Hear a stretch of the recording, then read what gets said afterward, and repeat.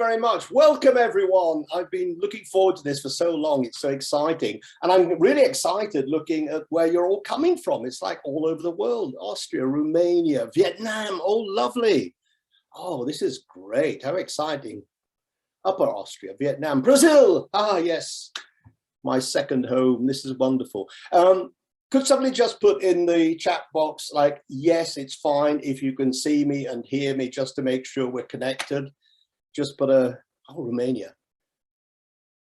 Oh, miss you. Oh, Fran. Oh, wonderful. One of my dear friends from Brazil. How lovely. All right. Yes, it's fine. Great. Fabulous. Italy. Wow. Turkey. Everything's perfect. Wonderful. Well, thank you for that very quick introduction, Lucia. As the screen tells you there, I've been around for a long time, and I've been very privileged. I've lived and worked in many different countries. I'm English, obviously. Oh, Mexico, wonderful. So I'm British. I grew up in England. I studied modern languages at university here, and I also did postgraduate studies at London University. But I've actually spent more years of my life living in other countries than I have in England. And I've been very privileged. I've lived in some fabulous countries. I've worked in some quite exotic countries, you know, like Nepal. And I've done a lot of work recently in China, which has been very exciting, very challenging, but very exciting. Wonderful people, very interesting teachers, and of course, fabulous food. If you're like me, you like food. The proper Chinese food you get in China is really delicious. So I've been around quite a lot, and lots of different countries. But in 2012, I decided to move back to the UK. Okay, so I came back to the UK, and I really suffered culture shock. Would you believe? My own country, you know, when you don't live in your own country, even if you visit, it's quite a shock coming back to live. So this is where I live now. You can see the picture. It's called Welwyn Garden City. It's about 25 minutes on the train to London. So it's just north of London. And it's what it says. It's a garden city. So about 100 years ago, some very intelligent people said, let's create a new city from scratch. The rule is we want gardens, we want flowers, we want water fountains. We want to make it very comfortable, like living in the countryside. And we'll put the business parks and factories, etc., outside. And that's what it is. So it's a very pleasant place. Okay, so we've got the chat box running. And, you know, this whole thing about these webinars, which I kind of resisted a bit because I love being with teachers. I love interact with you, to listen to you, to learn from you, to share with you. But this is the best we've got, and we'll try and make it as good as we possibly can.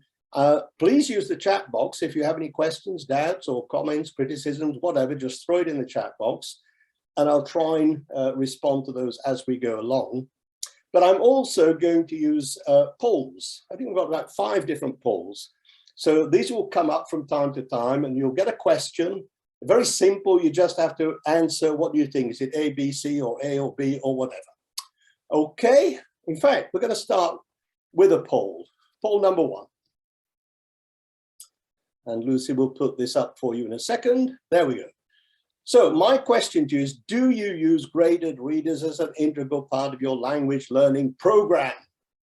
Yes or no?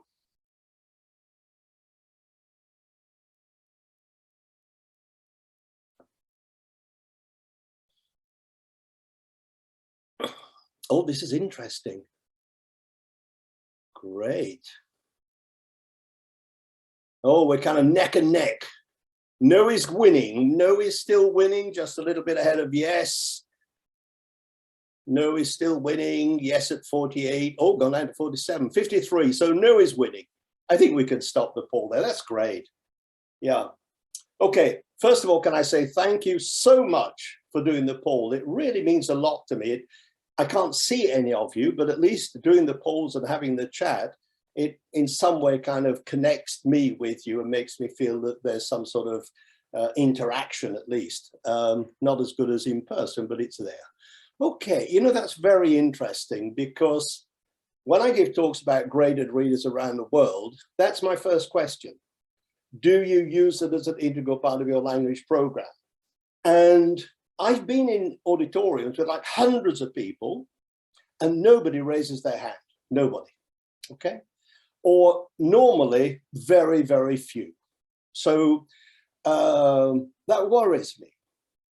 It worries me. Why? Because I've used graded readers for many, many years, ever since I started teaching. And I know the benefits of readers for students and also for teachers. And I know how effective they are and how amazing they are. So why don't people use them? Well, you may have your own reasons for that, but most of the time, teachers give me two reasons. First one is time. And I understand people say, look, we have a very busy syllabus, we have a very intense program, and we have, you know, exams at the end of term, and we've got to complete all the program. Fine. The thing to remember about graded readers is you want the students to read the stories at home. So it's not giving up valuable classroom time. You don't need to do that. I will, however, show you how you can use material for language learning in the classroom from the readers, but you don't have to. So basically, everyone can be reading at home. You don't give up time. Another reason, which I fully appreciate, is cost. Yeah, a lot of teachers say, well, in my country, the books are very expensive and my students are very poor, they don't have enough money, and I fully appreciate that. But again, there are solutions. I've taught in some of the poorest countries in the world, and I remember once in that situation, I was so keen to get a readers program going. I said to the poor children, okay, I know you don't have the money to buy these books for everyone, but do you have a few cents? Have you all got whatever it was at the time, 20 cents in your pocket? Yes, okay. Let's put the money together and let's see how much we've got. Oh, we've got enough for one book. So we buy one book, and whenever possible, we put a few more cents together and we buy more books until we have a class library.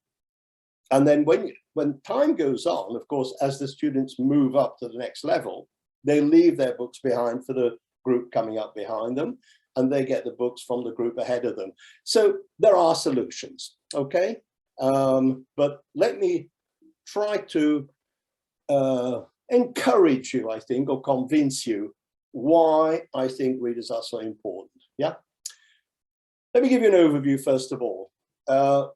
First of all, why use graded readers? If I've got 54% of you saying you don't use them, and you may have lots of reasons, so why do I think you should use them? And then I'd like to share with you some of the basic principles of extensive reading, okay? This is taken from research. There's a lot of research being done over many, many years now. So this is from research and my own experience. These are just suggestions. You know your students best, you know your country best, so whatever works for you. If any of these suggestions don't work, that's fine. Either adapt them to your situation or do something different, or don't do them, okay? They're suggestions, but basically what research says, if you follow some of these principles, you have more chance of success. And then getting started. Okay, so basically with a graded readers program, you have the before, the while, and the after, okay? You don't just throw them a book and say, go and read that, and come back on, read 12 pages, come back on Monday for a test. If you do that, you've killed the whole project, okay? So how you start, I think, is the most important of all. So in this talk today, I'm going to concentrate on the before. What can we do before the students read to get them excited and interested in wanting to read? I'm going to show you some activities as well and things you can do with them in the classroom or at home. And I will give you various links at the end where you can find tons and tons of amazing activities already prepared, free, gratis, and for nothing, already prepared with all the answers, and you can just download them and use them for free. I'll give you those links at the end, okay? So that's for the later stages. So why use graded readers? So, as I said, a lot of research has been done, and research studies show that extensive reading improves ... So, chat box, please. What do you think graded readers improve? Any suggestions? Vocabulary. Oh, here we go. Vocabulary. Oh, yes. Life skills. Beautiful. Listening, expressions, grammar, language skills, communicative skills, imagination. Oh, I like that. Chunks. Very good. Oh, you guys are good. Open your mind. Thinking, critical thinking, motivation, feeling for a language. Irina, that's great. Critical thinking, real life knowledge. Wow, you guys are good. Collocations, Karen, yes, definitely. Opening minds. Wow. Oh, I love that word, empathy, Erika. Yeah. Organization, flow of ideas, extensive knowledge, Georgiana. Oh, this is wonderful. Guys, can I just say thank you so much for taking part in this and giving me your suggestions. You're all absolutely right. I think you're probably saying better things than I can tell you now, or you're saying some of the same things. So we're on the same wavelength. Yeah, brilliant. Okay, oh, this is fabulous. Thank you very much for that. Let me show you what I've got. Reading improves reading. Duh. You're probably thinking that's so stupid. Of course it does. But you see, there's a big difference between extensive reading and intensive reading. So intensive reading is what you get in your course book. It's very often a text, which is artificial. It's usually there to practice the structures or the vocabulary of that lesson. And you're usually expected to answer questions and details, comprehension detail questions, okay? That's intensive. Extensive is completely different. And when you practice extensive reading skills, apart from the normal reading skills, you also get extra skills like prediction and guessing and skills that you wouldn't get with intensive reading. Vocabulary, yeah, brilliant. You all said that. There was a first one that came up, lots of vocabularies coming out, absolutely. By the way, I don't know if you know, but apparently when you learn a new word, you need to see it at least 9 times before you assimilate it. Isn't that great? I mean, I know in the past, I used to teach sort of lists of vocabulary, you know, like we've done fruit, now we do countries, or we just give them a list, right, you've had that, move on. And that's bad. I mean, that's really bad teaching because it doesn't work like that. We now know that you need to see a new word at least 9 times. And one of the important things, of course, is when you're reading in a reader, you're seeing words maybe that you already know, so it's good revision, but you see them in different contexts, okay? And somebody mentioned there things like collocations. So just having a good, enjoyable story, but you're seeing those words and how they collocate with other words, right? So that's very, very important. Okay, so vocabulary. I put spelling there because a lot of people think spelling is very important. So we'll keep that there.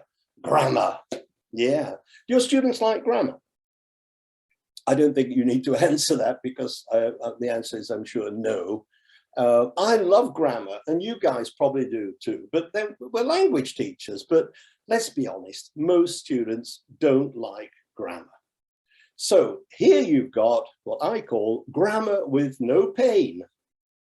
And how does that work? Well, again, first of all, like vocabulary, you are revising structures you've already learned. So that's very important. But we've discovered something really interesting, and it's the following. Let's imagine the student is reading a story and there's a structure you haven't taught them yet. They're not worried about it because they're not concentrating on the grammar, but that structure registers in their non-conscious mind. And then later, when you're teaching that structure, it's kind of the student's mind kind of goes, oh, I know you. I've seen you before. You're not new. Oh, and it pops into the conscious mind. I mean, they're not aware of that, but apparently that is what happens. So it's grammar with no pain. Writing skills, of course, if you've got better vocabulary, spelling, grammar, then you should be able to write better. So that's fairly obvious. Listening and speaking skills. I think someone mentioned that in the chat box. That's very interesting. We're talking about reading. So how can reading improve your listening and speaking? Well, apparently it works like this. All these readers have audio component. So if you listen to the story at the same time as you read, it improves your listening and speaking skills. Okay. And finally, I've got another item here, which I think is quite interesting, exam results. Obviously, if you improve all of those areas, you're going to get better exam results. Please tell your students this, yeah? You're going to help them get better results in their exams. But this I found is very useful for parents, yeah? In my experience, at least, parents sometimes complain, yeah? And they sometimes complain about having to buy books. You know, it's expensive, we've already bought so many books, and now you have to buy another book. So you simply say to them, do you want your child to get better grades in the exams? Of course I do. Buy the book, okay? And I think it's a good way of convincing them to buy the book. But basically, and to sum up, as I think you all said, basically it's all language skills and fluency. And as far as I can think, this is the only thing you can do with your students where they will improve all their language skills and fluency. You know, any other kind of activity, maybe you're doing some grammar activities, they're doing grammar, right? If it's vocabulary, doing vocabulary, it's a listening exercise, it's listening. So this is the only thing you can do with your students that will help them with all their language skills and fluency. Now, another thing, it can change students' attitudes to learning another language. I've had some very weak students, you know, who don't like English, don't enjoy it, think that they're not very good, and then they go onto one of these graded readers programs. And it's so gratifying, you know, when a student comes to you and says, Jack, I just read this book in English, me, and I really enjoyed it. It's a really good story. How cool is that? And I say, that is very cool. Get another one. And some of my worst students have actually become some of my best students. So it's great for motivation. It's good to give them confidence. Poll number 2 then. Let's move on to the next poll, which asks you about what is the main focus. What do you think the main focus should be? Place your answers now, please.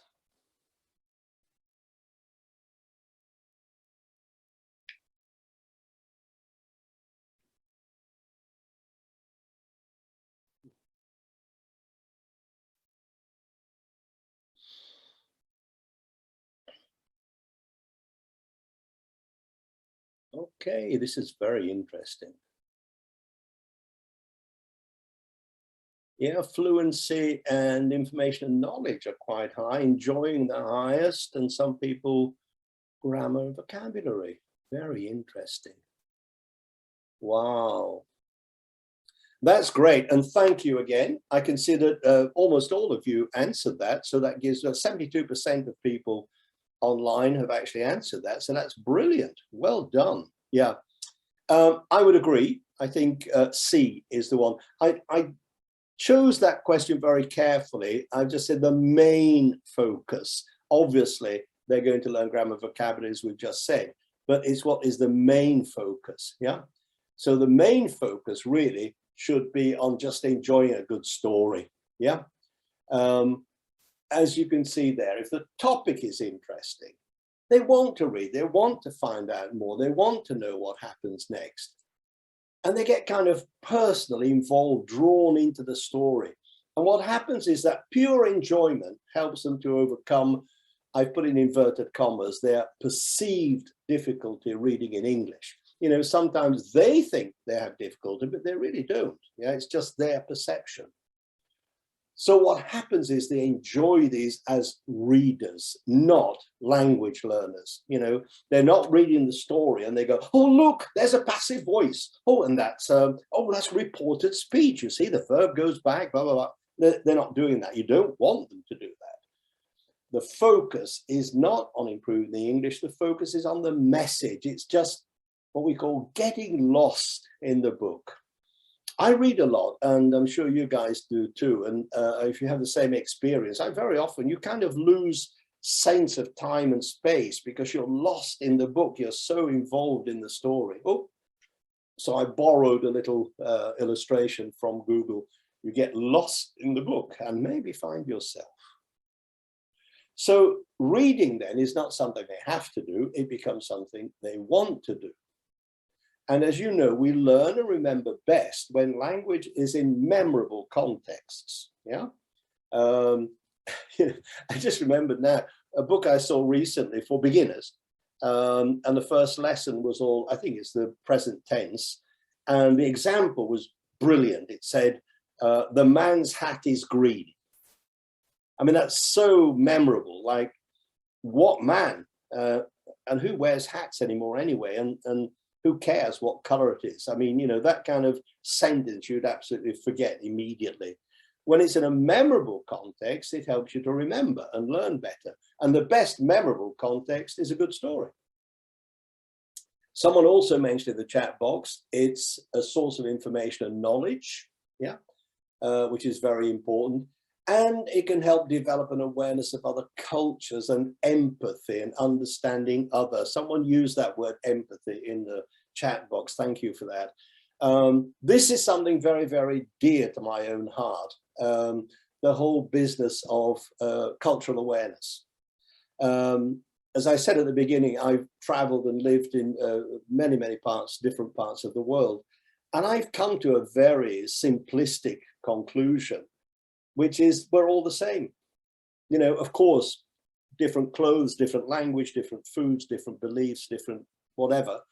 But that's all superficial because underneath, we're just human beings, you know. We all have the same kind of desires and worries and fears, and we're just human beings. We're no different. We're all the same. And I seriously believe if we want a better world where there's less prejudice and wars and all these horrible things going on, the only way to do that is through education, through raising cultural awareness and helping our students to see that actually we're all the same. And if you understand the other, then you can actually benefit from knowing the other, okay? And you can develop empathy with other people. So very important that. And it can be a stepping stone to original ungraded fiction and non-fiction, okay? Oh, gone too fast. There's the brain, boom, right? Why have I put the brain there? This is very interesting. There's a new kind of research in neuroscience called literary neuroscience.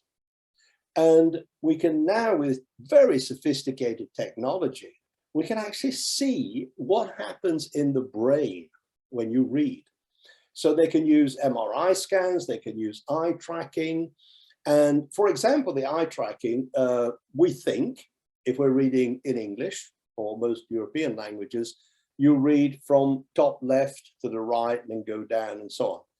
What actually happens when you do the eye tracking experiment, when you open the page, your brain has registered the whole page. Your eye sort of shoots all over the page and registers all the words on the page. It's amazing. At the conscious level, you think you're still on the first line, but your brain has registered the whole page. Now, with the MRI scans, this is very interesting. They've been able to, I've seen experiments with this, it's fascinating. Basically, what happens when you're reading for pleasure, more blood goes to more and different parts of the brain. Now, I'm not a neuroscientist, but I think it's fairly obvious that if you have more blood going to more parts of the brain, that is beneficial. And also, reading for pleasure enhances cognitive processes in general. So this is very interesting. Please tell your students when you're enjoying a good book, you're actually developing your thinking skills. So tell your students, this is not just to get better in English, it will help you with all your school subjects. You'll get better history, geography, physics, whatever it is you're studying, because you will think better. You know, the mind is like a muscle and it needs exercise, just like you go to the gym or I go to the pool for a swim. You need to create brain fitness like we create physical fitness. Something else, I think this is fantastic. Recent research has discovered that if you're reading in another language, it activates and energizes the brain. So again, neuroscientists have been able to see what happens in your brain if you only have one language. If you speak another language, different parts of the brain are activated. And if you read in another language, different parts are activated too. And that improves your thinking, your concentration, your attention, and your memory. Is that wonderful? So all of these things, it's all very, very beneficial. So let's move on then. I hope that has given you some food for thought, let's say, and if you're not using readers yet, that you might go back and consider the possibility of using them.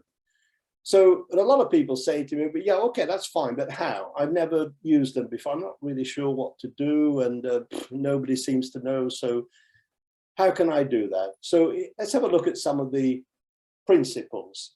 Again, whatever works for you. So ideally, students should choose what to read. Yeah. I did see a teacher once go into the class with a book and say to the students, now this is your reader I've chosen for you.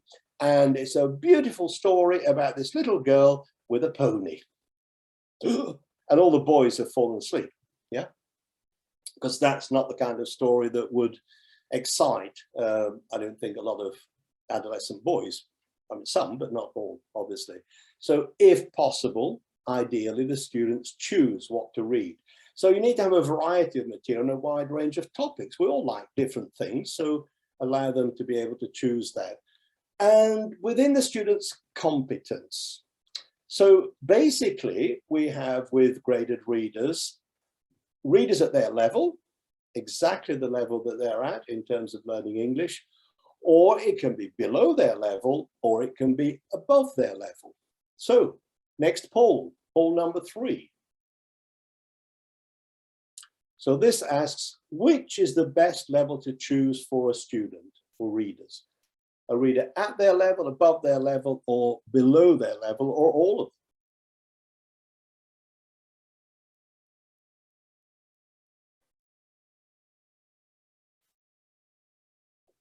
Oh, this is interesting. Oh, I love these polls. Brilliant. Oh, interesting. Above their level is winning. All of them just behind, exactly their level, and below their level about the same. Oh, this is really interesting. Thank you for that. Thank you. Yeah.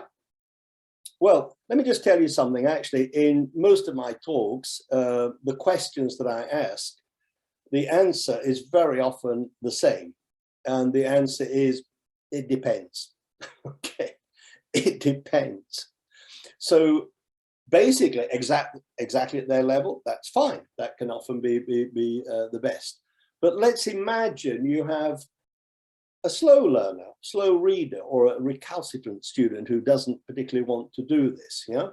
As I said before, if you give them a level a little bit below, and they can actually enjoy it, and it will motivate them. So that can be very useful for slower learners, maybe.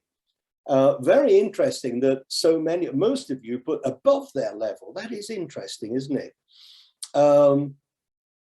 Something interesting I read recently about praise. You know, I think as teachers, we're very good at giving praise, aren't we? Always telling the students how wonderful they are. But apparently we need to be careful, because overpraising good students can actually make them kind of lazy and demotivated. It's like, she always, why should I try? So be careful not to overpraise your students. But many students like a challenge. It's actually very motivating. You know, if they think they're quite good, it's like, I'm quite good at this. Oh, but this is difficult. That is good stress, actually. That gives them the sort of the oomph to make an effort. So a lot of students actually like something which is a little bit more difficult. And there are always students who are, better or quicker than others. So it can be a little bit above. So my suggestion is D, all the alternatives above, depending on the situation, depending on the student, okay? So demand high, yes, Karen, I agree, demand high, yeah? That's a sort of theory, isn't it? I think the more you demand, the more you actually get, yeah? But not too much. Okay, brilliant, thank you very much for that. So I sometimes think, here's a text that for some students, sometimes I think some of the texts we show them, it kind of looks like this to them, and they go, Bruno, what he for, oh, I can't understand, yeah? So that's not what I call the comfort zone, is it? So let me show you the same text in a comfort zone. Ah, yeah. Bruno stopped what he was doing for a moment, sat down on the wall, blah, blah, blah. Right, I feel okay with that. That's kind of comfortable. This will be a, you know, intermediate, upper intermediate level, but comfortable. Couple of words there in italics and red, cative and lerock, which I think would be difficult for students. You know those, of course, right? Because you're English teachers, yeah? No? Actually, you don't. I'm sorry, I'm messing with you. They don't exist, okay? That's why you don't know them. So why did I put them? Basically, because you don't need to understand every single word. It was a hot lerock day. I mean, I don't know what that means. I know it's hot, I know it's summer, I know it's in Rio. That's all I need to know, yeah? By the way, let me share something with you. As an author of these graded readers, one of the things we do very deliberately is put in words which we know are probably difficult for the students or new words, but we make sure they're repeated. Okay, so a difficult word will come different times in different contexts, because very often the student can guess the meaning of the word from the context. They may not guess it the first time, but in a different context, they kind of go, oh, right, I think that means something like, yeah. So we do that as authors very deliberately. So basically, it's got to be in their comfort zone. And please tell them just to ignore any new words or unknown words or difficult words, yeah? And just keep reading, just skip it and keep reading, and avoid using dictionaries. And this is very important. I have actually seen in a classroom students with the book in front of them, dictionary on one side, notebook on the other side, and they've been told, every time you see a difficult word or a new word, you write it down, look it up in the dictionary and translate it or whatever. Sorry, that's boring. Yeah, I mean, some people might like to do that. You know, I think I probably would actually do that, but that's not the point of extensive reading, because it's boring for most people. Because the aim of this is just general understanding. Just get the idea of the story. Don't worry about every single word. It's reading for pleasure. Okay, that's what we want. I would, however, suggest that they keep some kind of vocabulary notebook or put it on their smartphone or whatever devices they use for this kind of thing, with the new word, with the expressions, the idioms or whatever, examples from the text, and a translation. I'm very much in favor of translation. And also they say if you personalize language, it becomes more powerful and more memorable. So maybe add some short sentences about themselves using the new word or expression. And keep looking. They need to keep looking. It's not just noting it down and forgetting it. Keep looking. Why? Okay, I've got news for you. It's one of those, you know, the good news and the bad news. I'll give you the bad news first. Apparently, when we learn something new, and this can be anything, baking a cake, driving a car, whatever new skill, when we learn something new, we actually forget 70% in 24 hours. That's the bad news. That's, I mean, so if you think about that, you spend all day teaching, and everything that they've learned that's new, by the next day, they've forgotten 70%. I mean, that's pretty depressing, isn't it? Why? Because it actually, when it's something new, it goes into what's called the short-term memory, and it comes out very quickly. So we know this especially when you have holidays, for example. The students come back after the holiday, you're just going over something you'd already done, and they don't seem to know any of it. And you're saying, guys, come on, we did this. We had this last term. And they go, well, I don't remember, because it just went into the short-term memory, okay? So you must revise regularly to fix the new knowledge in the long-term memory. Now, the really good news, and I think this is brilliant, here's what they do. Revise the same day at night. This is the trick, because sleep helps to process the new information. Isn't that cool? So they have a quick look at what they've learned that day. Night, night, go to sleep, sweet dreams, go to sleep, have a good night's sleep, and the brain does all the work, does all the processing without them even being aware of it. There's no hard work, okay? And it keeps it in the long-term memory. Please share this with your students and yourselves. It actually really works, because it will work with anything. Tell them with any subject, they've just been doing some mathematics or something, revise at night, go to sleep, and check it again later. Ideally, then you keep going back, extending the time gap. So do it the next day, maybe another week, and then in a month, 3 months, 6 months, and so on. What happens, of course, is that 6 months on, they look back and they are surprised and they go, no, come on, I didn't know that. No, you didn't. And it's great to give them that sense of progress that they're really learning. Number 5, reading is individual and silent. Yeah. One suggestion I have, though, is that they could read out loud at home. I don't think most people feel very comfortable reading out aloud in class, of course, where, you know, other students might be sort of making fun of them, or they feel threatened or uncomfortable, and that's not good. But at home, you know, in your room, close the door, read out loud and record it, and then listen to what you've recorded. And another really cool trick is do shadow speaking. You know what this is? It's like, so you have the audio, and as you listen to the audio, you speak, you're reading the book in front of you, but you're speaking together with the speaker and on the audio at the same time, and try to shadow them. It's good fun. It's really good fun. This is exactly how you improve your speaking and your listening and your pronunciation. And of course, it builds up your confidence.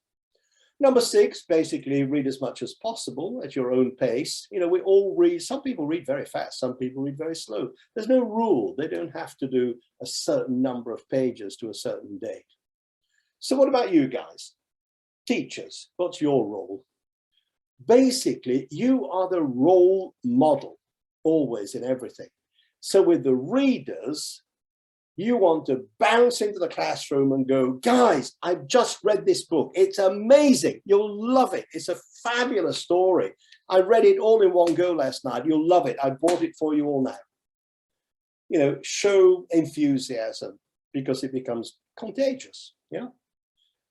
And you might like to explain some of the aims, the methodology, and the importance. The things I've said before, you know, the students know, we do this anyway, don't we? It's standard practice now, even the course books. Usually the course book at the beginning will say, in this unit, you will learn how to whatever. I mean, in the past, we never had that. We just had the course book. We never taught students what they were expected to learn, okay? So explain the methodology and so on. Well, they were just students only do refining class. Oh, that's nice, Joanna.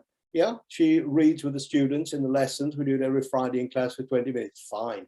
I mean, if that works and you've got time for it, brilliant. I would also suggest you discuss the students' worries and fears beforehand. Hopefully, you've created a good rapport with your students. I'll just share with you a couple of examples from my own experience. One student asked me, do I have to read the whole book?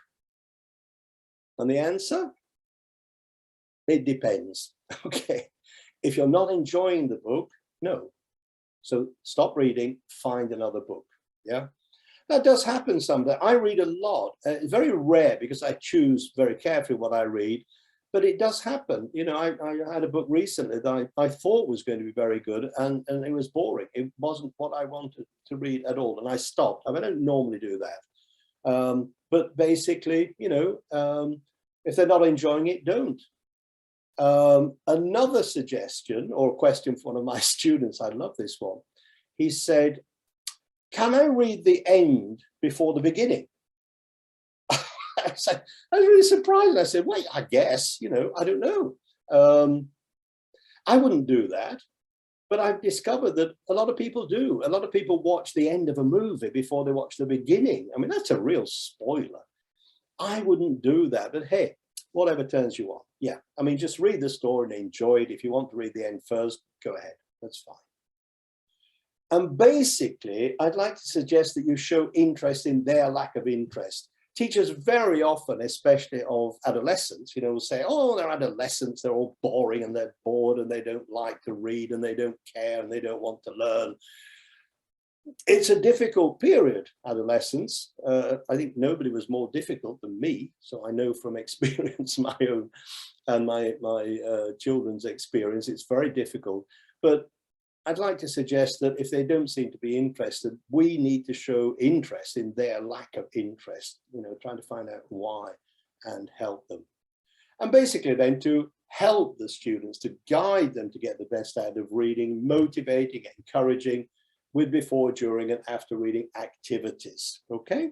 This is very important. And as I said at the beginning, I'm going to concentrate now on the before part, okay? I will give you links afterwards with lots of free activities for the during and the after reading activities. But I think how you start is absolutely crucial. If you don't get it right before you start, then it's very difficult to get it right afterwards. So getting started, how can we get started?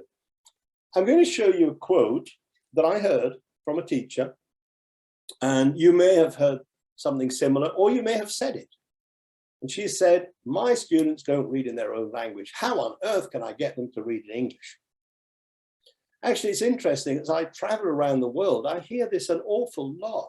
And it's sad. I'm not sure about that. You know, it's like, if I think about England, the number of books being sold, I mean, proper books, not just, I mean, proper books, not Kindle or anything, but, you know, hardcover books. More and more books are being sold every year. And the biggest increase in book sales is for children and adolescents. Is that interesting? They're buying more. I mean, you see when Harry Potter, when that started, you know, children would be lining up around the block in early hours of the morning to get a copy. So I'm not sure if that's actually true, whether they're reading less or not. But whatever the case, it's our job as teachers to arouse their curiosity and get them ready and eager to read. So let's have a look at some activities. I'm going to do this first one, which is my all-time favorite, and then I'll probably kind of bombard you a little bit with a few ideas just to give you a selection of things that you might be able to do. So this activity, and I'm going to ask you to do the beginning of it, okay? We're going to create a story together. So you ask the students to just relax and close their eyes and sit calmly and take a few breaths. And you read short parts of the story to them, okay, in a sequence. And you ask the students to try to imagine all the details, but you only give 20 seconds, okay? And you say to them, see what you see, hear what you hear, feel what you feel. Okay, so I'll do the first one, and then we're going to have a poll because there's a question afterwards. So this story we're going to make up starts like this. Bruno, a poor coconut seller, stopped what he was doing for a moment and sat down on a low wall in front of the beach. Next poll.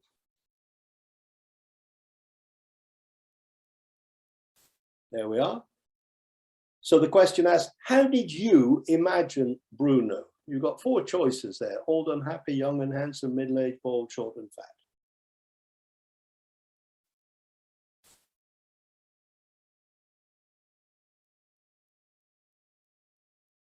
Okay, this is great. Thank you.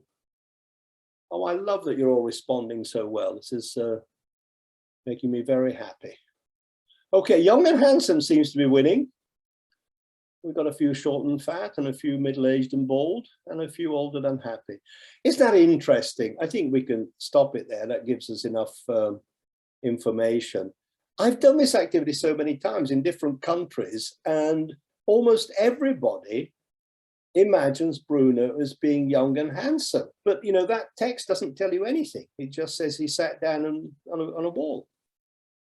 So why would you imagine he's young and handsome? I mean, I've had teachers actually giving detailed description of his, you know, six-pack and pecs and the muscles and shiny white teeth and jet black hair. I don't know.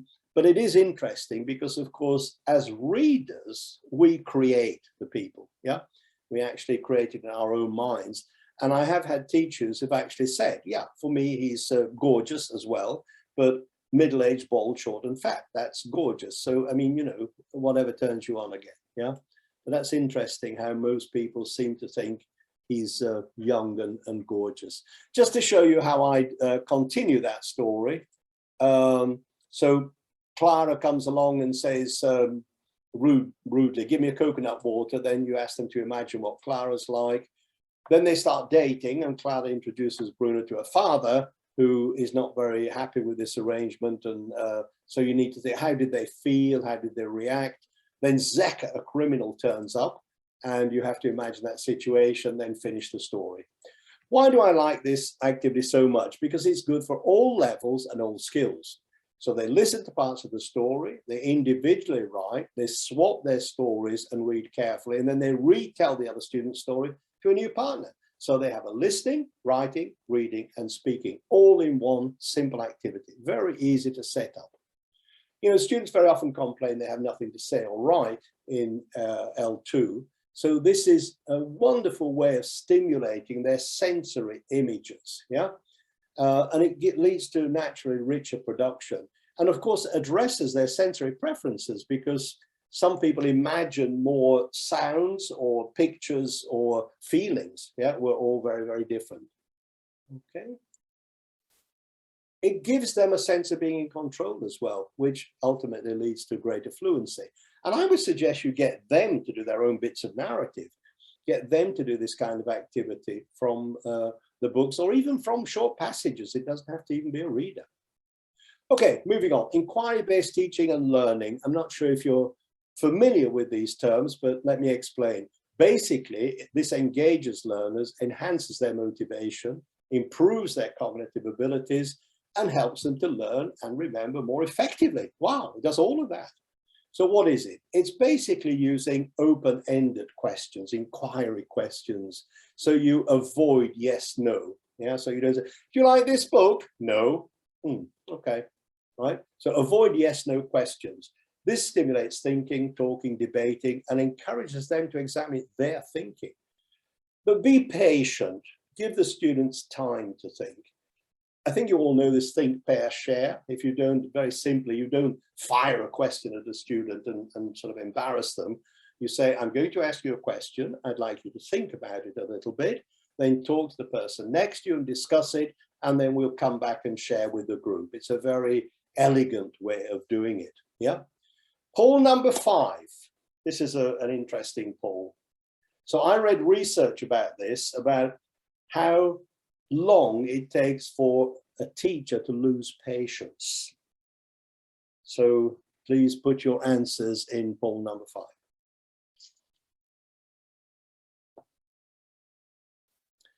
So 30 seconds seems to be winning. Oh no, 1 minute. 1 minute is in the lead, 30 seconds coming up right behind. No, 30 seconds is now in the lead. 1 minute is lit. This is like a horse race, isn't it? It's wonderful. I love these polls. Right. Yeah. Okay. Wow, that's great. Again, thank you so much. Almost, 60, 70% of people replying to this. Okay. Oh, somebody, what was the question there? Time felt or actual time? No, I think actual time. Yeah.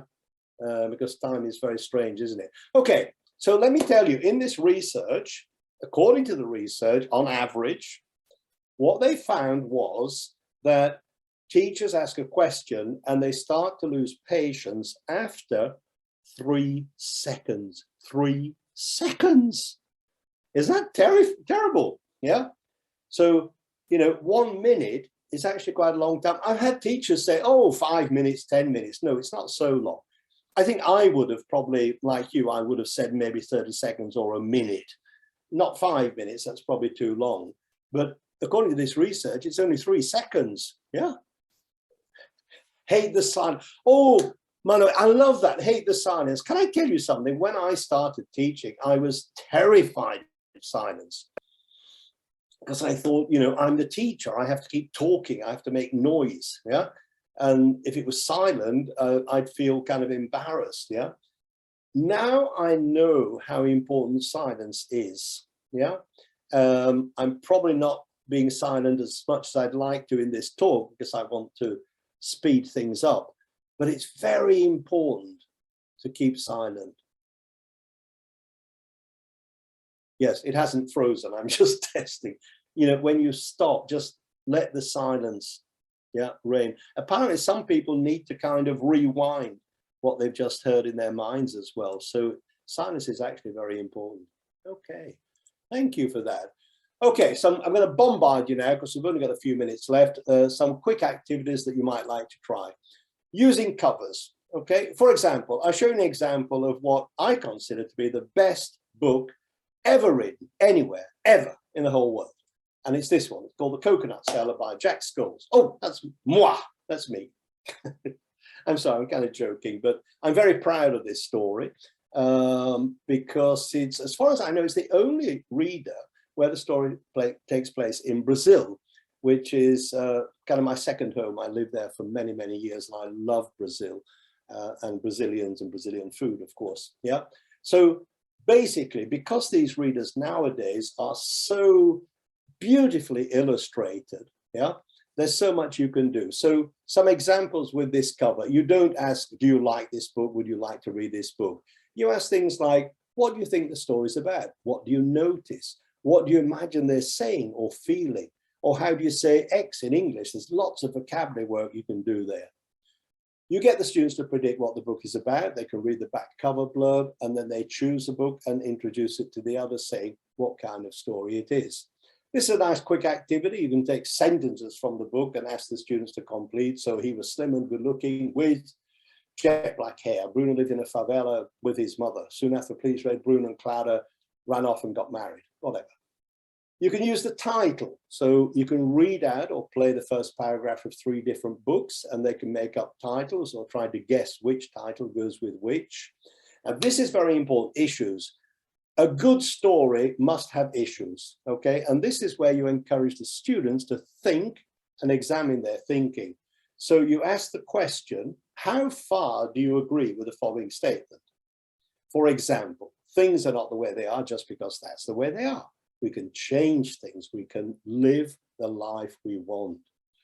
Oof, that's a big topic, especially for adolescents, okay? Another one. A movie or a book can really impress you and completely change your way of thinking. Now, I'm going to recommend a movie which every single teacher must watch. If you haven't seen this movie, please get it tonight or as quickly as possible. If you have seen it, then get it again and watch it again. Does anybody know which movie I'm thinking of? I'll give you a clue. The first word in the title of the movie is dead.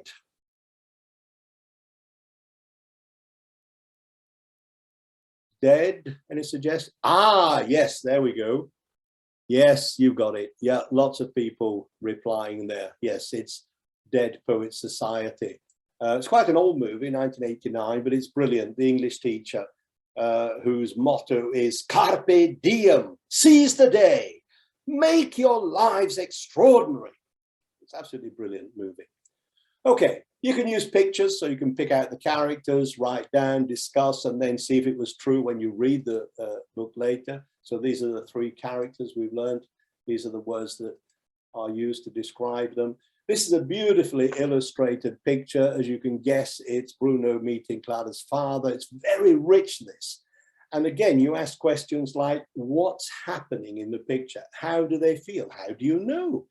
There's a lot of non-verbal communication going on there. And what happened before? What happened afterwards? Write a dialogue, act it out. Or imagine being there, being one of the characters and create the conversation. Again, write it down, act it out. Or just vocabulary. There's a lot of vocabulary in that illustration. And you can link these things to the reader's own lives. This is very important because it's a story about these people who obviously don't exist, but the themes exist. So that was an uncomfortable situation with Bruno meeting Clara's father. So you then ask them, what about uncomfortable situations? Have you been in any? Or simple everyday subjects like music, or personal tricky issues like moods. You can also mix up sentences from a paragraph. Students sort them out. And if you want to be really mean, you mix up the sentences from the first paragraph of 2 different books. That's a really difficult activity. You can do change stories. You may have done these before. You start with a sentence. This was the day Bruno's life was going to change forever. And then each student adds a sentence. But it's very important that if they don't know what to say or they find it difficult, they just say pass, okay? And it's also important if you start this activity at the front row, the people at the back have gone to sleep. So then you suddenly jump to the middle of the room, or you say somebody's name and say, you choose the next person, and, you know, try to get it being very active and dynamic. You can also read to the students as well, yeah? Or read in installments and create that kind of cliffhanger. So to sum up, to finalize, I love this little last activity is the DEAR activity, which stands for drop everything and read. This is a prize. So you say to them, guys, you've been wonderful today. Thank you so much for participating and being such good people, good students. So clap your hands, DEAR time, and the students are given whatever, 5, 10, 15 minutes to read. And you read with them. You don't start checking your Instagram or whatever. So to finalize, the virtuous circle of reading says the more students read, the better they get at it. And the better they get at it, the more they read. It's as simple as that. So please read, read, read, and then read some more. Thank you very much. That's it. Thank you.